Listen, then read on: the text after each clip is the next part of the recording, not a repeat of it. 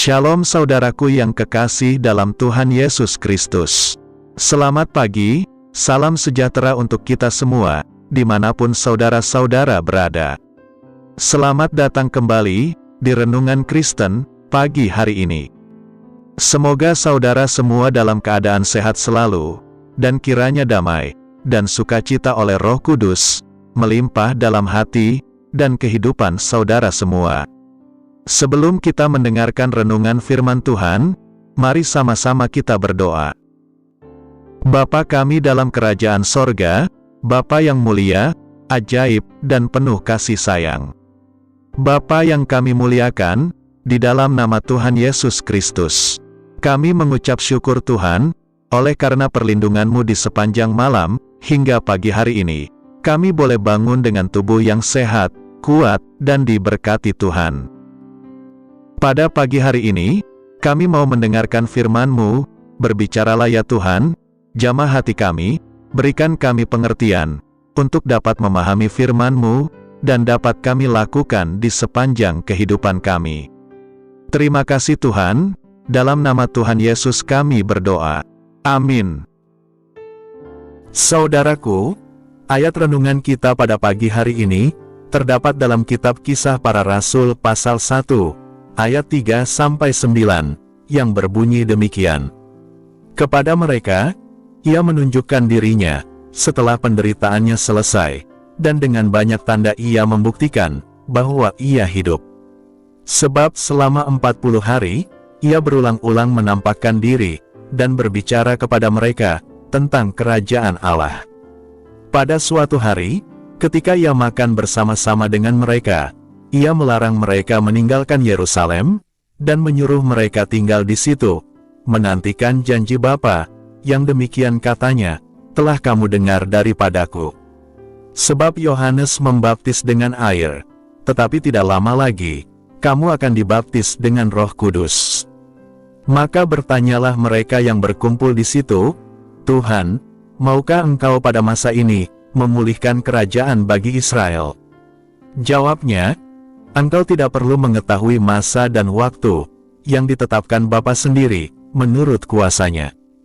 Tetapi kamu akan menerima kuasa, kalau Roh Kudus turun ke atas kamu, dan kamu akan menjadi saksiku, di Yerusalem, dan di seluruh Yudea, dan Samaria, dan sampai ke ujung bumi.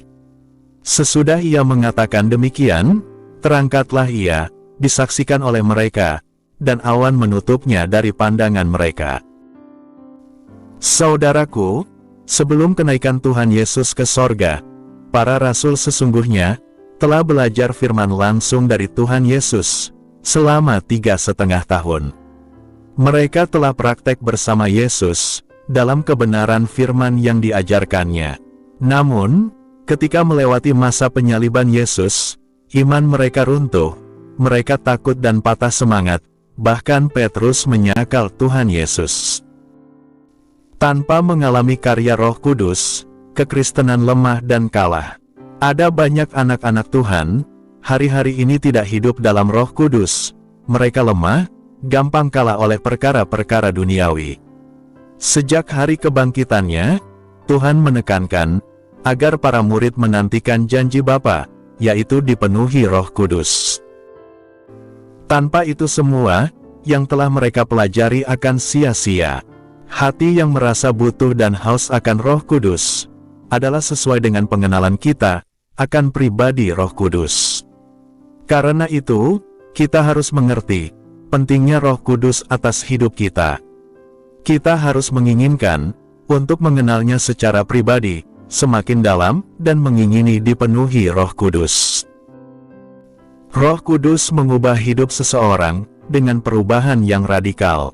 Petrus yang semula penakut, dan menyangkal Yesus 3 kali. Setelah dipenuhi Roh Kudus, dia berubah menjadi seorang yang sangat berbeda. Petrus yang penuh Roh Kudus, bangkit menjadi saksi, dan berbicara dengan penuh kuasa dan gairah, di hari Pentakosta. Dia menjelaskan kepada umat Israel, penggenapan nubuatan Nabi Yoel ratusan tahun sebelumnya, tentang pencurahan Roh Kudus. Dengan wibawa ilahi, dia menegaskan, bahwa pencurahan Roh Kudus ini, esensinya adalah tentang Yesus Kristus itu sendiri. Dengan gamblang, Petrus menyampaikan pesan kesaksian pada hari itu.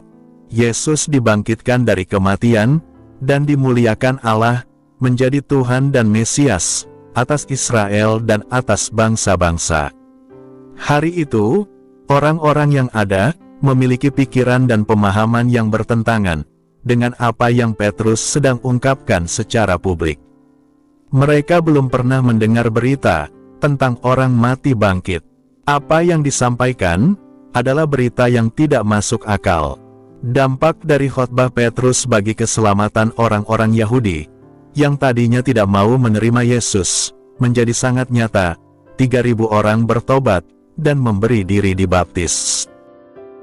Karya Roh Kudus begitu dahsyat atas Rasul Petrus.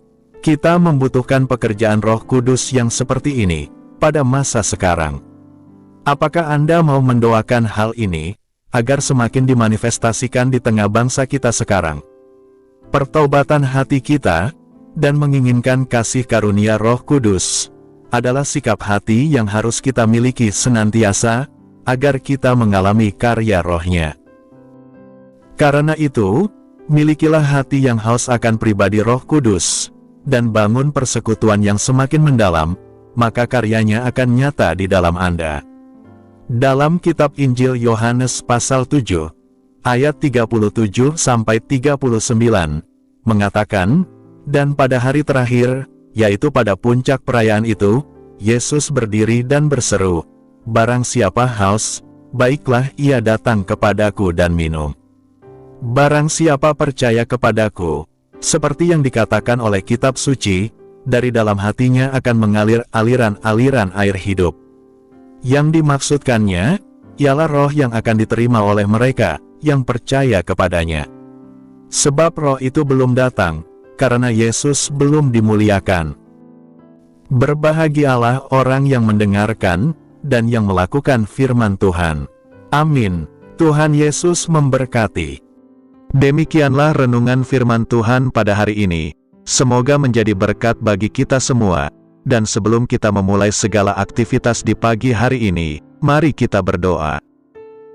Bapa kami yang di surga, Bapa yang kami panggil dalam nama Tuhan Yesus Kristus, kami bersyukur Tuhan atas pertolongan-Mu, penyertaan-Mu, dan atas berkat-Mu dalam hidup kami.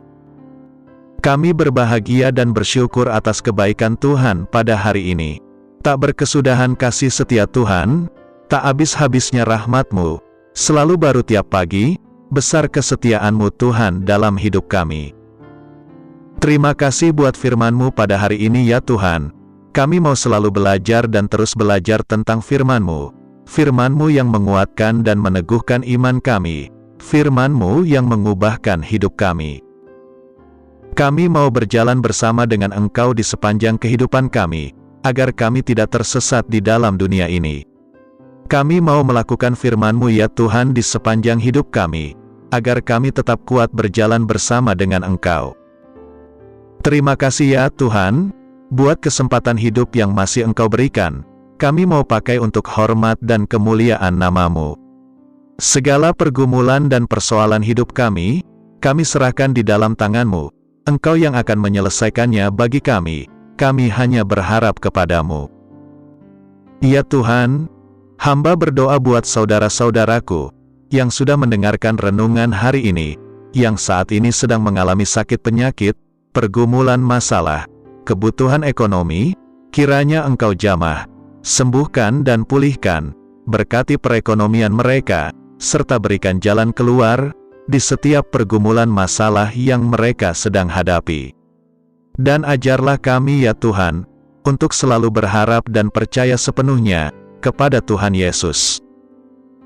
Kiranya Engkau terus memberkati kehidupan kami, keluarga kami, sanak saudara kami, daerah tempat tinggal kami, bangsa dan negara kami, pemerintah-pemerintah kami, biarlah semuanya dalam perlindungan-Mu ya Tuhan, dan jadilah sesuai kehendak-Mu yang terbaik dalam kehidupan kami. Dan pada pagi hari ini ya Tuhan, kami berterima kasih buat perlindungan-Mu di sepanjang malam yang telah kami lewati. Pagi hari ini kami akan beraktivitas sebagaimana mestinya. Kami yakin dan percaya, perlindungan-Mu tetap ada dalam kehidupan kami, di sepanjang hari yang akan kami lewati ini. Terima kasih ya Tuhan, inilah yang menjadi doa kami. Dalam nama Tuhan Yesus, kami berdoa. Amin.